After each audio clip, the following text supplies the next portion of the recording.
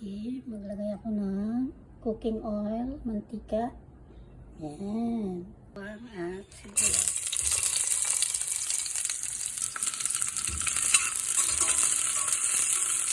Ang pork ribs.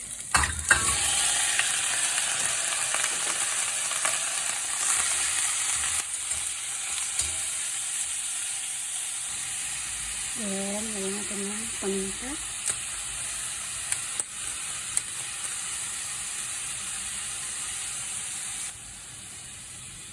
Toyo. Yan. Tapos, lagyan ko ng konting oyster sauce.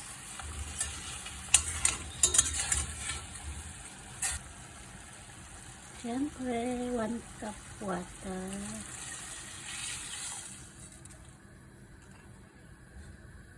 Takpan, pakuluan. May 3 hard-boiled eggs ako guys. Lagay ko sa adobo. After 30 minutes guys, lagay ko na yung hard-boiled eggs. Yan, para mas masarap. Ito guys. Pakuluan lang ulit. Hanggang lumambot yung karne.